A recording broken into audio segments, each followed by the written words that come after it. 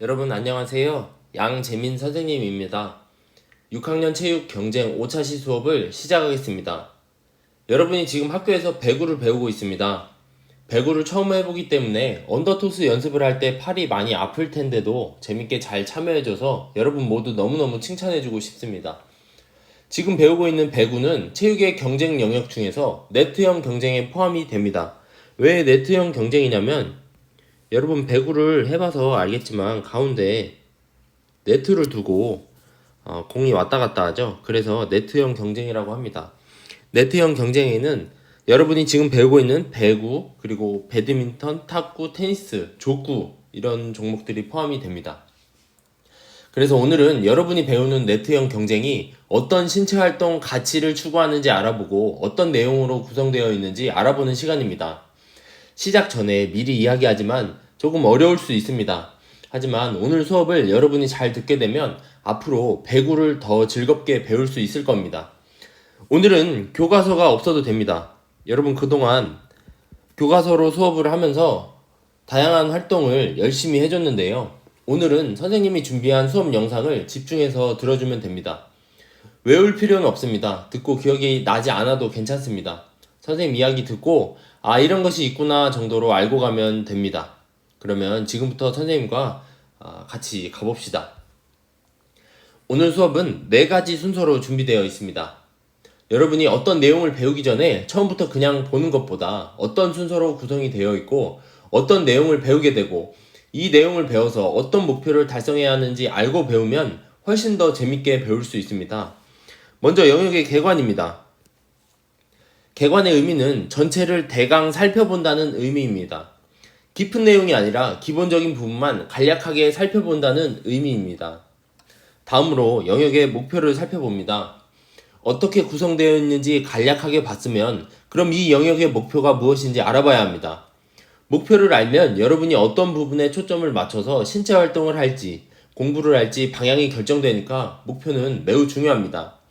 그러면 이제 목표를 알았으니까 목표를 달성하기 위해 어떤 내용으로 구성되어 있는지 살펴봐야 합니다. 그리고 마지막으로 네트형 경쟁의 내용을 공부했을 때 여러분이 제대로 공부했는지 확인할 수 있는 성취 기준을 알아봅시다. 오늘은 목차에서 많은 이야기를 하고 있는데요. 이러한 내용을 알고 공부하는 것과 모르는 상태에서 교과서 넘기면 보이는 대로 공부하는 것은 큰 차이가 있습니다. 여기서 이 설명은 왜 하고 있는지, 그 다음에 이 내용은 어떻게 연결되는지 알면 여러분이 이해하는 데 큰 도움이 되기 때문에 매우 중요합니다. 조금 어려울 수 있지만 최대한 이해하기 쉽게 설명해 드리겠습니다. 잘 따라오세요. 먼저 영역의 개관입니다. 개관이 무슨 뜻이라고 했죠? 전체를 큰 틀에서 대강 살펴본다는 의미라고 했습니다. 기본적인 부분을 간략하게 살펴본다는 의미입니다. 선생님이 준비한 자료를 같이 봐주세요. 화면 보이죠? 경쟁은 개인이나 집단 간의 능력을 서로 겨루는 상황에서도 라고 나와 있습니다. 예를 들어서 집단 간의 능력을 서로 겨루는 상황을 생각을 해보면 팀과 팀의 경기를 생각해 볼 수 있죠. 여러분이 지금 배구를 하고 있죠.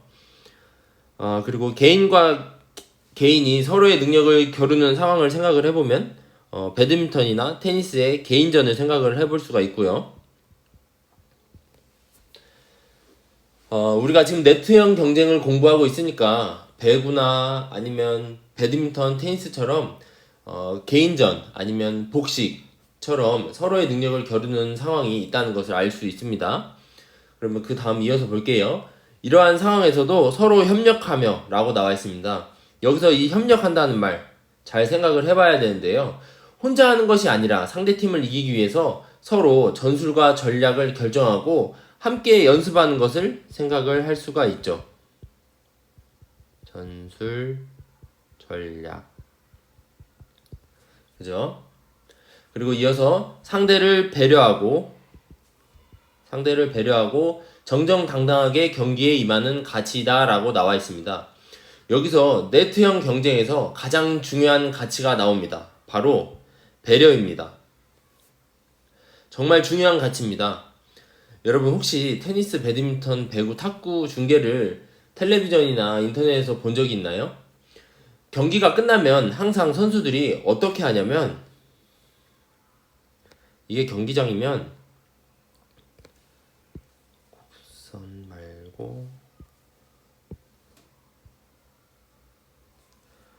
경기가 끝났습니다. 그러면 선수들이 어떻게 하냐면 다 여기가 네트예요.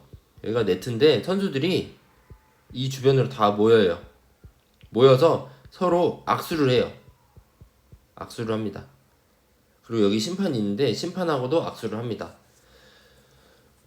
승패가 결정이 되는데도 승패와 상관없이 선수들이 모두 네트를 향해서 다 다가옵니다. 그리고 서로 인사를 하면서 서로에 대한 배려와 존중하는 모습을 보여줍니다. 그래서 네트형 경쟁에서는 경기 매너가 매우 중요합니다. 예를 들어서 배구 경기에서 우리 팀 선수가 공격을 성공했는데 기쁜 마음을 우리 팀 동료와 함께 나누면서 잠깐 춤을 추거나 환호를 하는 세레모니를 할 수 있습니다. 그런데 네트 건너편에 있는 상대팀 선수를 바라보면서 하지는 않습니다.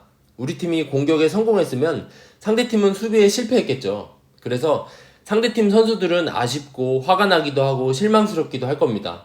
그래서 상대 선수를 배려하기 위해 세레모니를 등을 돌리고 합니다. 이렇게 경기장에 있으면 A팀이 있고 B팀이 있어요. 그런데 A팀이 만약에 공격에서 승리를 했어요. 그럼 B팀은 당연히 수비를 실패했겠죠. 이때 세레모니를 할 때 다 등을 돌리고 A팀끼리 모여서 합니다. 상대팀도 얼마든지 우리 팀이 안 좋은 결과를 얻었을 때 우리를 조롱하거나 무시할 수 있다는 것을 생각해보면 네트형 경쟁에서 배려가 왜 중요한지 여러분도 알 수 있을 겁니다. 다시 말해서 우리 팀이 공격에 성공했으면 공격에 실패할 수도 있고 수비를 성공할 수 있지만 실패할 수도 있기 때문입니다. 그리고 정정당당하게 경기에 임하는 것은 상대를 배려하는 것과 같다고 볼 수 있습니다. 이 둘은 같다고 볼 수 있어요. 예를 들어서 우리 팀의 실력이 월등히 앞서는데 상대팀의 실력이 너무 부족할 경우에 경기가 끝날 때까지 최선을 다해서 경기에 참여하는 것은 상대팀을 위하는 배려이면서 정정당당하게 경기에 참여하는 것으로 볼 수 있습니다. 물론 규칙과 규정을 위반하지 않고 경기에 참여하는 것도 정정당당하게 경기에 참여하는 것으로 볼 수 있습니다. 조금 더 깊게 생각해 봅시다. 경쟁 영역은 다양한 경쟁 상황,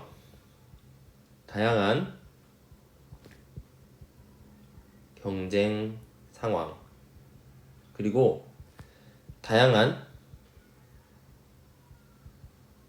경쟁 방식을 나타내는 신체 활동을 통해서 공동의 목표를 추구하는 경쟁 과정을 경험할 수 있습니다. 이게 다 무슨 말이냐? 다양한 경쟁 상황은 예를 들어서 여러분 리그전 알고 있나요? 아니면 토너먼트. 리그전 무엇이 있을까요? 여러분 한번 생각을 해보면 2018년에 러시아 월드컵이 있었죠. 러시아 월드컵이 있었는데 그때 우리나라 대표팀이 멕시코, 스웨덴, 독일과 같은 조에 편성이 되었습니다. 그래서 리그전은 어떻게 하냐? 모든 나라가 각자 한 번씩 다 시합을 해야 돼요. 우리나라가 멕시코, 스웨덴, 독일하고 시합을 했죠. 그러면 멕시코는 당연히 여기서 우리나라랑 시합을 했고 스웨덴과 시합을 하고 멕시코도 독일과 시합을 합니다. 그러면 이번에 스웨덴은 역시 우리나라랑 시합을 했죠. 멕시코랑도 시합을 했고요. 그리고 독일하고도 시합을 합니다. 독일은 마찬가지예요. 독일도 모든 나라와 다 시합을 한 번씩 이렇게 해야 됩니다. 이렇게 다 모든 나라가 시합을 해서 가장 좋은 성적을 거둔 두 개의 나라가 다음 라운드에 진출을 합니다. 이런 방식을 리그전이라고 하고요. 토너먼트는 뭐냐면 리그전에서 방금 전에 선생님이 설명했죠. 가장 좋은 성적을 얻은 두 개의 나라가 다음 라운드에 진출을 하게 된다고 했습니다. 그러면 총 8개 조가 있어요. 월드컵은 칸이 부족한데 그러면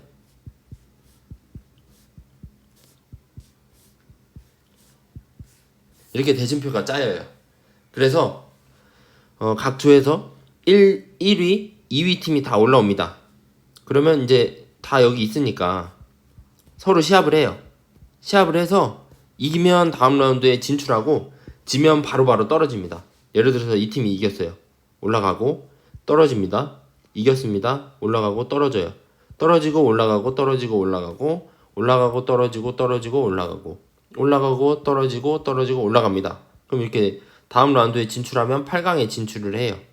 그죠? 그럼 여기서 그 다음에 또 여기서 시합을 해요. 시합을 해서 이 팀이 이겼어요. 그럼 또 올라가요. 4강전에. 여기서 올라간 팀, 이 팀이 이겼다. 그러면 올라가고 또 올라가요. 올라가고. 그래서 여기서 4강전에서 또 시합을 하고 결승전으로 갑니다. 그래서 여기서 시합을 해서 우승팀을 결정을 하게 되는 이러한 방식을 토너먼트라고 합니다. 이해되죠? 그러면 이제 다양한 경쟁 방식을 한번 살펴봅시다. 너무 복잡한데 잠깐 다 지울까요? 지우고 다양한 경쟁 방식을 다시 설명할게요. 다양한 경쟁 방식. 여러분 잘 생각을 해보세요. 예를 들어서 지금 여러분이 배구를 배우고 있죠. 배구는 1세트에 잘 안 보이나요? 글씨가? 1세트 색깔을 잘 보이는 색깔을 한번 찾아볼게요.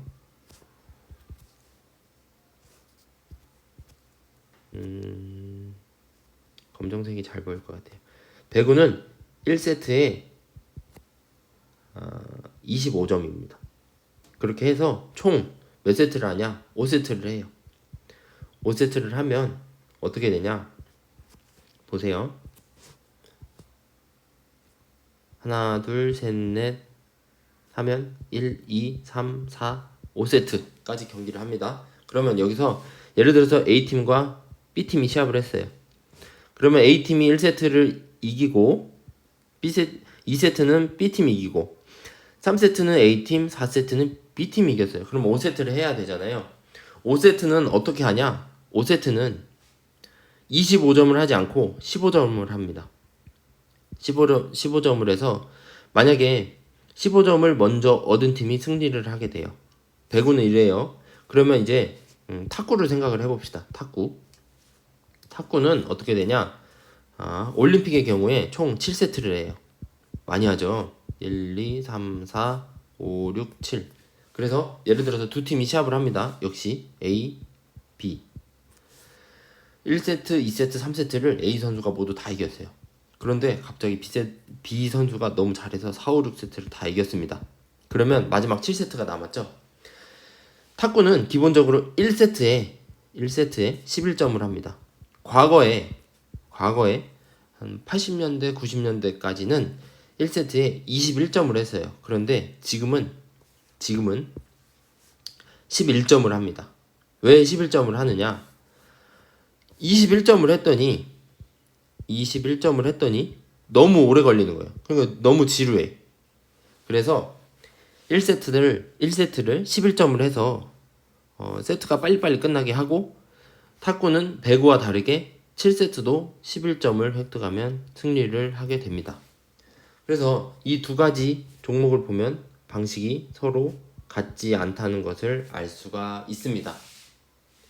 이렇게 다양한 경쟁 상황과 경쟁 방식을 여러분이 경쟁 수업을 참여하면 할 수가 있습니다. 그래서 팀으로서 하나의 목표를 달성하기 위해서 다른 팀과 경쟁하는 과정을 경험할 수 있는 영역이 바로 경쟁 영역입니다. 이러한 과정에서 페어플레이와 스포츠맨십 등의 공정한 태도 그리고 협동하는 어떤 과정을 겪으면서 여러분이 이런 바람직한 태도를 기를 수 있고 우리는 이러한 태도를 반드시 길러야만 합니다. 여러분 혹시 페어플레이랑 스포츠맨십이라는 말을 들어본 적이 있나요? 여기 화면에는 선생님이 스포츠 퍼슨십이라고 썼는데 그 이유를 설명을 해 드릴게요. 많이 들어봤을 것 같아요. 경기를 할 때 보면 페어플레이 준수하세요 아니면 거칠게 경기를 하는 선수한테 페어플레이 하세요 라고 많이 하죠. 또 올림픽 중계를 보면 페어플레이 해야 합니다, 스포츠맨십을 지켜야 합니다 라고 합니다. 그런데 우리가 많이 사용하는 단어이긴 한데 어떤 의미인지 알고 써야겠죠. 그래서 한번 비교를 해볼 필요가 있습니다. 둘은 서로 같은 의미는 아니에요. 그런데 우리가 보통 같은 의미로 사용을 합니다. 그런데 화면을 보면 선생님이 스포츠 퍼슨십이라고 지금 적었죠. 왜 스포츠 퍼슨십이라고 했는지 한번 생각을 해봅시다. 아니 선생님 방금 전에 페어플레이랑 스포츠맨십이라고 하셨잖아요. 여러분 스포츠맨십 단어 한번 생각해 봅시다.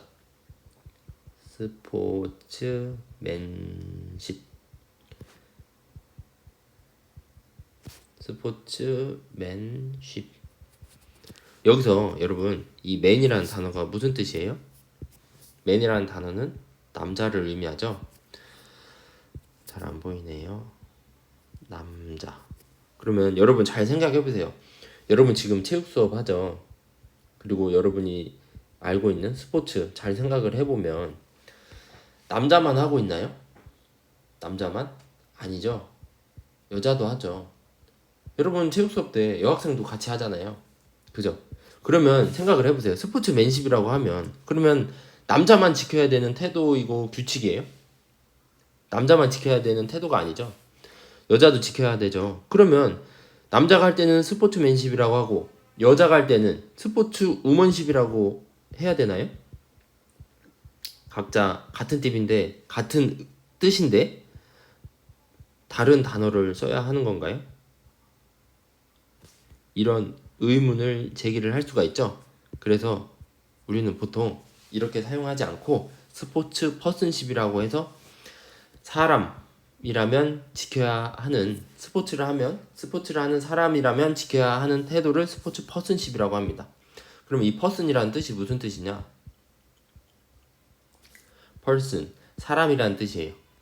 그래서 스포츠에 참여하는 사람이라면 누구나 지켜야 하는 태도를 스포츠 퍼슨십이라고 합니다. 그래서 각각 무슨 의미인지 지금부터 살펴보겠습니다. 화면을 너무 지저분하니까 지울게요. 잠깐. 자, 그럼 먼저 페어플레이예요. 페어플레이는 내가 한 행동을 상대방이 나한테 똑같이 했을 때 그 행동을 받아들일 수 없으면 하지 말라는 의미입니다. 다시 말해서 규칙을 준수해야 하는 의무를 페어플레이라고 합니다.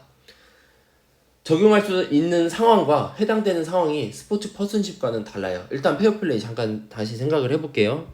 여러분 생각을 해보세요. A라는 친구가 있습니다. 그리고 B라는 친구가 있어요.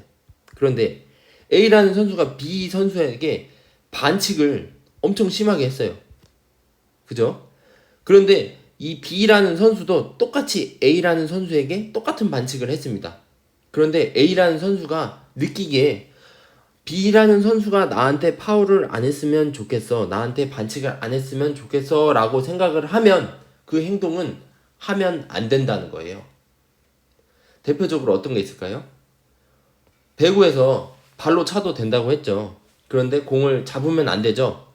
내가 점수를 잃지 않기 위해서 공을 잡고 상대방한테 던졌어요. 근데 상대방도 나한테 똑같이 공을 잡고 던졌어요. 근데 상대방은 공을 잡고 던지는 건 싫어요. 그러면 나도 그 행동을 하지 말아야 되고 상대방도 그 행동을 하면 안 된다는 거예요. 무슨 말인지 이해가 되나요? 그래서 페어플레이를 한번 생각을 해볼게요. 페어플레이는 경기 상황에만 해당이 됩니다. 예를 들어서 축구를 설명을 해볼게요. 우리나라 축구 대표팀이 도쿄올림픽 진출에 실패했습니다. 아쉽죠? 중국과 시합을 했는데 중국에서 2대2 무승부를 거두면서 통합점수 3대4로 졌습니다. 그래서 탈락을 했어요. 경기 끝날 때 보면 중국 골키퍼가 공을 차야 하는데 시간은 얼마 안 남았는데 30초를 가만히 서 있는 거예요. 우리나라 선수랑 그리고 몸싸움을 하면 파울이 아닌데 중국 선수들이 누워서 아픈 척도 합니다. 보통 침대 축구라고 하죠. 그런데도 심판은 중국 선수에게 어떤 경고도 주지 않았습니다. 그러면 동등한 경쟁 조건이었다고 말하기 어렵겠죠. 이러한 행위를 하면 우리는 그러한 행동이 바람직하지 않다고 합니다. 또 정정당당하지 못하다고 말을 하면서 페어플레이를 지키라고 말을 하죠. 단지 시간을 지연시키기 위해서 누워있는 행위는 규칙을 위반하는 행위라고 볼 수 있습니다. 정리하자면 어떤 누구에게 유리하거나 불리하지 않게 처음부터 끝까지 경기 규칙을 지키면서 경기에 참여하고 최선을 다하는 의무를 페어플레이라고 합니다. 그러면 스포츠 퍼슨십은 무엇이냐면 스포츠 퍼슨십은 무슨 뜻이냐면 스포츠에 참여할 때 보통 스포츠는 승리와 패배가 결정이 되죠. 그런데 승리에 너무 집착하지 않는 거예요. 물론 승리하면 좋고 패하면 아쉽지만 너무 승리에 집착하지 않고 승리 대신에 경기에 참여하는 그 자체를 즐겁게 참여하는 거예요. 그리고 경쟁의 과정에서 상대방이 못했으면 좋겠다는 어떤 안 좋은 생각이나 이러한 뜻을 갖는 게 아니라 내 실력과 너의 실력을 있는 그대로 경쟁하는 것, 그 자체를 즐기는 거예요. 그리고 이러한 과정에서 상대방을 배려하고 규칙을 지키고 또 심판이 판정을 내리면 심판의 판정에 복종하는 이러한 모든 태도를 스포츠 퍼슨십이라고 합니다. 또 경기가 끝났으면 결과를 받아들이고 경기에서 이겼다면 패자를 조롱하거나 비난하지 않고 격려해주고 또 경기에서 패했다면 승자에 대해 아낌없이 박수를 보내주는 모습이나 이러한 태도를 스포츠 퍼슨십이라고 합니다. 즉 규칙을 지키는 것뿐만 아니라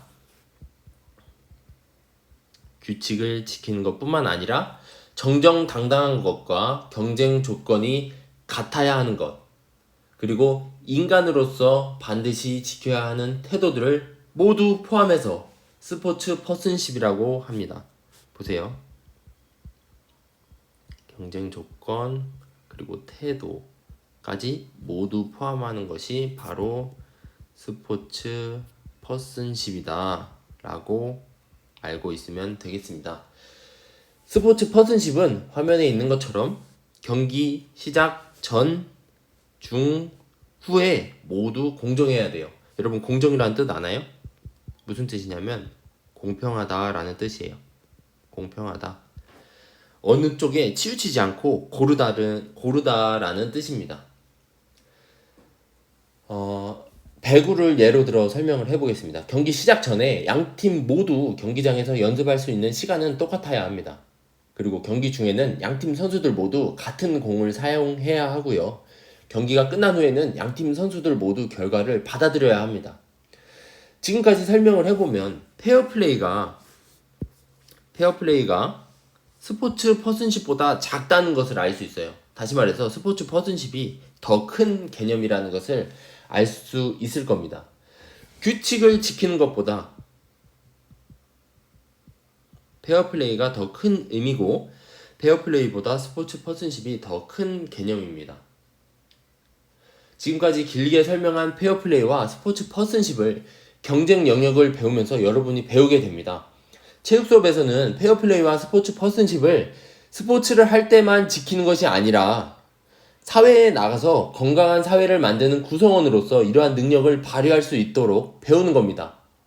체육이 단순히 피구하고 축구하고 뛰어놀기만 하는 교과가 아니라 정말 중요한 교과라는 것을 이러한 내용을 통해 여러분이 알아야 합니다.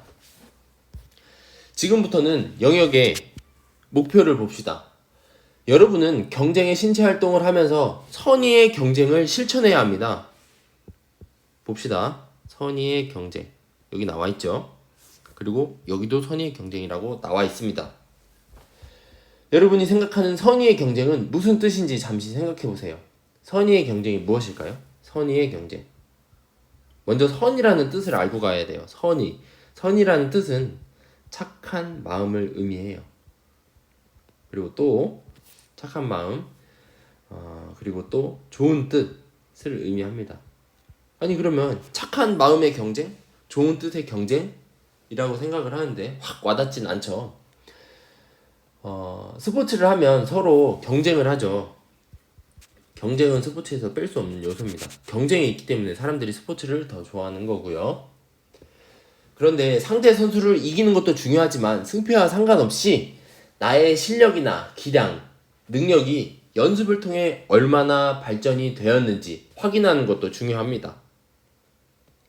이렇게 발전하는 것도 중요합니다.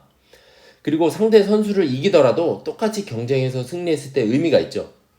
예를 들어서 2018년에 평창 동계올림픽을 했어요. 관계 올림픽. 이때 우리나라에서 여자 스피드 스케이팅 선수 이상화 선수가 출전을 했습니다. 그런데 일본 선수와 오랜 라이벌 관계였어요. 그런데 두 선수는 자신이 금메달을 획득하기 위해서 서로를 비난하는 것이 아니라 서로 격려를 하면서 경기를 했고 좋은 성적을 두 선수 모두 거뒀습니다. 결국 일본 선수가 금메달을 땄고 이상화 선수가 0.39초 차이로 은메달을 땄습니다. 경기가 끝난 후에 서로 안아주면서 울던 모습을 보면서 선의의 경쟁이 무엇인지 전 세계에 알리는 멋진 모습을 보여줬습니다.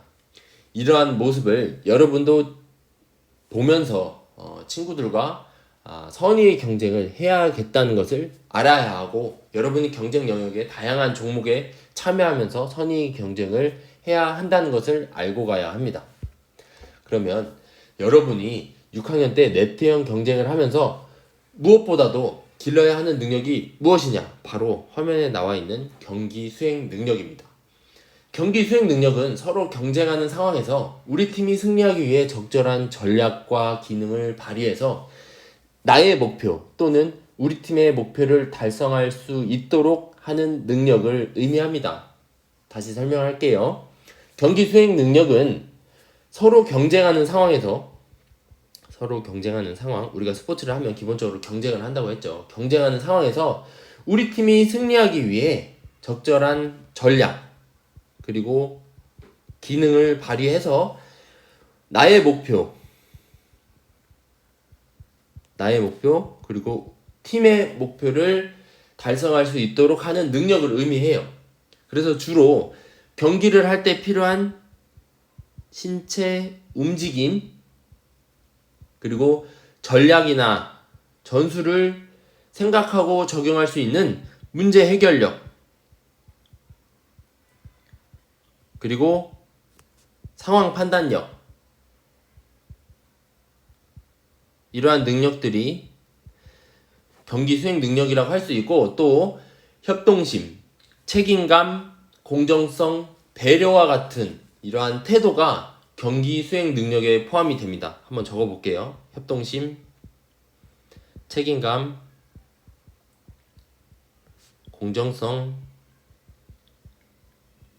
배려 등등, 이러한 태도들도 경기 수행 능력에 포함이 됩니다. 여러분이 기억해야 하는 것은 경기에 참여했을 때 단순히 내가 잘해서 득점을 많이 올리는 것뿐만 아니라 경기 중 발생할 수 있는 다양한 상황에 맞는 전략과 전술을 생각할 수 있는 능력이나 서로 협동하고 배려하는 마음을 갖는 것이 중요하다는 것입니다. 그리고 책임감을 갖고 팀의 구성원으로서 역할을 다하는 이러한 모든 능력이 경기 수행 능력에 포함된다는 사실을 알아야 합니다. 이러한 경기 수행 능력은 여러분이 배구 경기를 할 때 우리 팀 선수들과 서로 상호작용을 하면서 우리 팀의 의견을 존중하고 서로의 의견을 조율해 나가면서 기르게 됩니다. 이러한 능력이 길러지면 공동체 의식을 기를 수 있고 의사소통 능력을 발달시킬 수 있어서 대인관계 능력이 좋아지는데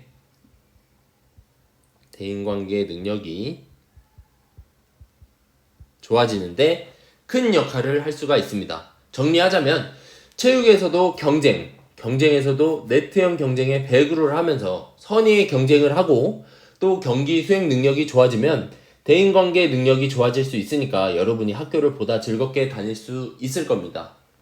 그리고 사회에 나가서도 다양한 사람들과 관계를 맺는데 분명 도움이 될 겁니다. 여러분은 네트형 경쟁에서 배구를 배우고 있습니다. 그래서 배구를 배우면서 기본 기능을 배우고 있죠. 지금 배우고 있는 내용들 잘 한번 생각을 해봅시다. 언더토스, 오버토스, 그리고 서브 하는 방법도 배웠죠. 그리고 선생님이 배구의 기본 규칙 중에 하나, 3번 이내에 넘겨야 된다는 것을 여러분에게 설명을 했고요. 그리고 공이 땅에 닿기 전에 넘겨야 한다는 것도 설명을 했죠. 여러분이 경기를 하면서 어떻게 배려를 실천하는지도 앞으로 차차 배우게 될 겁니다. 그런데 이 배려는 경기를 하면서 배워야 하는데 지금 현재 코로나 때문에 여러분이 경기를 하는 것이 문제가 될 수 있어서 지금은 최대한 개인 연습 위주로 하고 있습니다. 앞으로 상황이 좋아지면 경기도 한번 해봅시다. 여러분이 네트형 경쟁을 제대로 배웠는지 확인할 수 있는 기준은 총 4가지입니다. 화면에 나와있죠. 4가지. 첫 번째는 네트형 게임을 해봄으로써 네트 너머에 있는 상대의 빈 공간에 공을 보내서 받아 넘기지 못하게 하여 득점하는 네트형 경쟁의 개념과 특성을 알 수 있어야 합니다. 이러한 특성을 알 수 있으면 여러분은 제대로 학습했다는 것을 확인을 할 수가 있습니다. 보세요. 여러분이 지금 배구를 배우고 있어요. 배구를 배우고 있는데 A팀이 있고 B팀이 있습니다. 공격을 할 때 예를 들어서 선수들이 한쪽에 다 몰려 있습니다. 그러면 이 B팀의 선수는 어디로 공격을 해야 돼요? 빈 공간으로 공격을 해야 되죠. 그래야 A팀의 선수들이 못 받으니까요. 그래서 경기 상황에서 여러분이 공격을 할 때 수비가 많은 쪽으로 공격을 하는 것이 아니라 수비가 없는 쪽으로 공격하는 모습을 보이면 여러분은 네트형 게임의 네트형 경쟁의 개념과 특성을 알고 있다는 것을 확인을 할 수가 있습니다. 그리고 네트형 게임의 기본 기능을 알고 게임 상황에 맞게 적용할 수 있어야 합니다. 언더토스는 무릎 아래로 공이 왔을 때 하고 오버토스는 어깨 높이로 왔을 때 하는 것처럼 상황에 맞게 기능을 여러분이 발휘를 하면 목표에 달성했다고 볼 수 있습니다. 세 번째는 네트형 게임 방법에 대한 이해를 바탕으로 게임을 유리하게 전개할 수 있는 전략을 스스로 생각하고 적용할 수 있어야 합니다. 예를 들어서 보세요. 그림을 조금 더 이쁘게 그려보겠습니다. 배구 경기장이 이렇게 있습니다. 그런데 예를 들어서 A팀 선수가 서브를 했습니다. 그럼 B팀 선수들이 여기서 공을 받죠. 받았습니다. 그럼 이때 색깔을 바꿔서 이때 공격을 하는 방법에 대해서 전술을 짜는 거예요. 예를 들어서 이 선수가 뒤에만 있는 것이 아니라 앞으로 나오면서 공격을 한다거나 여기 있는 선수가 돌아가면서 공격을 한다거나 이러한 전술과 전략을 게임 상황에 맞게 짤 수 있으면 그리고 적용할 수 있으면 제대로 배웠다, 제대로 학습했다 라는 것을 확인을 할 수가 있습니다. 무슨 말인지 이해되죠? 마지막으로 네트형 경쟁에 참여하면서 다른 사람의 입장을 이해하고 공감하면서 게임을 수행할 수 있어야 합니다. 무슨 말이냐? 배려를 실천할 수 있어야 한다는 의미입니다. 이러한 모습을 보여줬을 때 여러분은 네트형 경쟁이 추구하는 목표에 달성했다는 것을 알 수 있습니다. 오늘은 정말 많은 이야기를 했습니다. 어려운 이야기일 수도 있고 교과서에 있는 그림이나 어떤 영상을 보지 않았기 때문에 지루한 이야기일 수도 있습니다. 하지만 여러분이 지금 배우고 있는 배구가 어떤 영역에 해당이 되는지 그리고 배구를 통해 무엇을 배울 수 있는지 전체적인 스케치를 하는 시간이었다고 생각을 하면 되겠습니다. 여러분은 배구를 배우면서 오늘 그린 스케치에 앞으로 색을 칠해 나간다고 생각하면 됩니다. 지금까지 해왔던 것처럼 항상 밝고 즐겁게 열심히 체육 수업에 참여해주세요. 오늘 수업은 여기까지입니다. 대단히 고생 많았습니다. 오늘 수업 듣고 질문이 있는 친구들은 패들렛에 질문을 해주시고 패들렛이 어려운 친구들은 선생님한테 직접 질문을 해주세요. 무슨 말인지 알겠죠? 다음 시간에 만나요. 안녕.